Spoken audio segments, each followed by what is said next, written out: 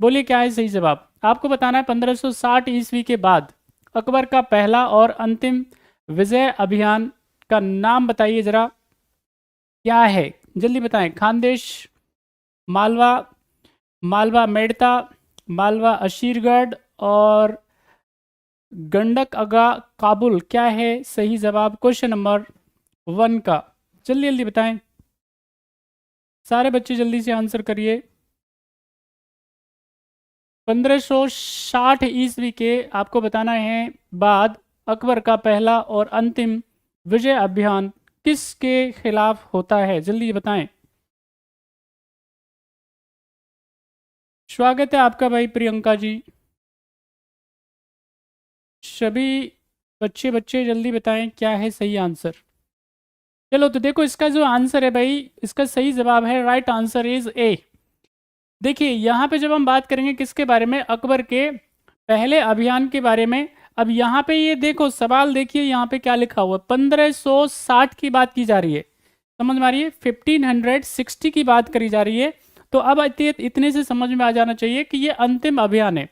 ठीक है, तो ये कहाँ पे होता है? ये होता है, ध्यान रखना है आपको, मालवा खानदेश, जो कि मध्य प्रदेश में आज की डेट में है।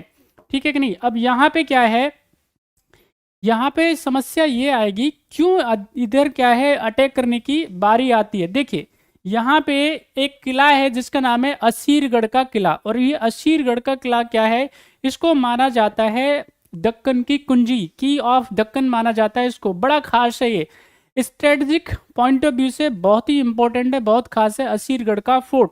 उस असीरगढ़ का फोर्ट है, उस पे जो अभी जिस पे शासन कर रहा है उसका नाम है मीरान बहादुर।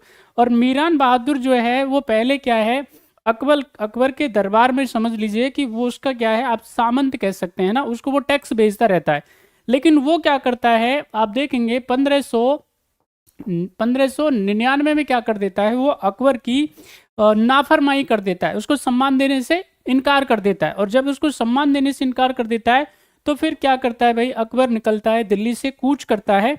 और यहाँ पे देखिएगा 1599 में वो कहाँ पहुंच जाता है, आप देखिएगा इसको, बुरहानपुर जाते हुए, और असीरगढ़ के किले पे वो क्या कर लेता है, यहाँ पे 1601 में, ठीक है कि नहीं, क्या कर लेता है, उस पर कब्जा कर लेता है। और उसके बाद में मीरान बहादुर को क्या किया जाता है, हराया जाता है। बात समझ में आ रही है?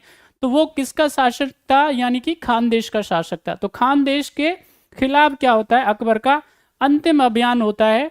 और कब होता है, 1601 के अंदर। बात समझ में? स्टार्टिंग 1500 से 1599 से। और यहाँ पे वो क्या करता है, असीरगढ़ के किले पे कब्जा कर लेता है, ओके, कंट्रोल में कर लेता है। और उसके बाद में यहाँ पे आप देखेंगे 1605 में क्या हो जाती है, अकबर की मृत्यु हो जाती है। ठीक है, तो इस प्रकार से ये पूरा घटनाक्रम चलता है। आई होप आपको ये क्लियर हो गया होगा, समझ में आ गया होगा। नेक्स्ट क्वेश्चन आपकी स्क्रीन पे, जल्दी से जवाब दीजिए, क्या है सही जवाब।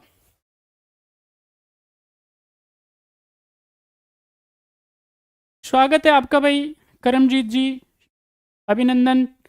चलिए अगले सवाल का जवाब देंगे फटाफट से। क्वेश्चन नंबर आपकी स्क्रीन पे, क्वेश्चन नंबर 2, किस इमारत में पित्रादुरा का प्रथम उपयोग किया गया था? इसको हटा दीजिए, जल्दी बताएं, फटाफट बताएं सारे बच्चे।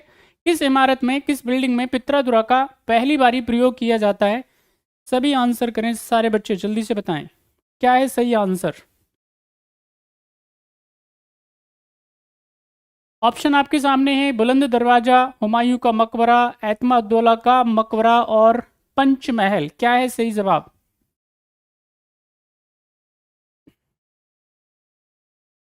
The right answer is Itimad-ud-Daulah का मकबरा। इसको हम लोग कई जगह पे बोलते हैं मिर्जा मिर्जा गयास बेग। ठीक है, अब ये मिर्जा गयास बेग जो है वो कौन है, आप सब बच्चे जानते होंगे। किस किस को, जिसको नहीं पता है बताना है आपको। नूर जहां के पिताजी हैं ये, ठीक है कि नहीं? और नूर जहां कौन है, आप सब जानते होंगे, जहांगीर की वाइफ हैं, ठीक है कि नहीं? किनकी वाइफ हैं, जहांगीर की, सलीम की वाइफ हैं। सलीम, याद रखना है, सलीम। अकबर अपने बेटे को प्यार से क्या बोलते थे, जहांगीर को सलीम बोलते थे। वही सलीम जो है ना, जिसका बेड़ा गर्क हुआ अनारकली के चक्कर में। तो इसलिए तुमको याद रखना है, अनारकलियों से बच के रहो, क्योंकि अनारकलियां तुमको कहीं नहीं जाने देंगी। जितना हो सकता है अनारकलियों से दूर रहो, नहीं तो मुश्किल हो जाएगी आपके लिए, है ना। और भाई जो भी अनारकली वो जितने भी जहांगीर हैं उनसे क्या रहो, दूर रहो, ठीक है कि नहीं, तो मुश्किल हो जाएगा आपको। खैर, तो यहाँ पे क्या है, सलीम साहब जो हैं बेसिकली, तो उनकी वाइफ हैं, उनका नाम है नूरजहां, वो अपने पिता के लिए, उनका पिता का नाम क्या है, एतमाउद्दौला, और उस मकबरे का निर्माण किया जाता है।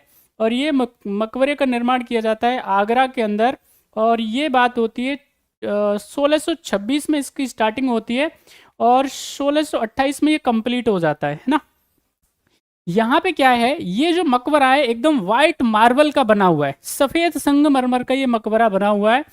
यहाँ पे सफेद संगमरमर में क्या होगा, रत्नों को जड़ना, यानी उसमें जो कलरफुल क्या होंगे, जितने स्टोन्स होंगे, जिसमें ब्लू हो सकता है, यानी कलरफुल जितने भी स्टोन हो सकते हैं, जो महंगे महंगे पत्थर जिनको बोलते हैं, वो भी किसमें, वाइट संगमरमर में उनको जड़ना, उसको बोला जाता है पित्राधुरा। बात समझ में आई। तो ये पित्राधुरा का मतलब क्या होता है, सफेद संगमरमर में रत्नों को जड़ना, उसकी ब्यूटिफिकेशन बढ़ाने के लिए, उसकी सुंदरता बढ़ाने के लिए क्या किया जाता है, इस पित्राधुरा तकनीक का इस्तेमाल किया जाता था। बात समझ में आ रही है। तो राइट आंसर इसका क्या है, यहाँ पे सी इज द राइट आंसर। एतमाउद्दौला के मकबरे में क्या किया जाता है, पित्राधुरा तकनीक का पहली बार इस्तेमाल किया जाता है।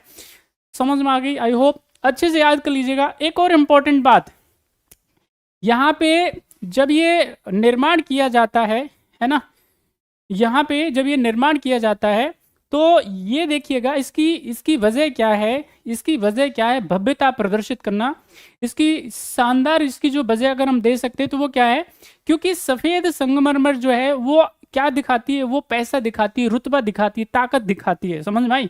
अगर किसी के घर में सफ़ेद संगमरमर है तो आपको ये लगेगा कि इनके पास पैसा ज़्यादा है, तो यही एक रीज़न है।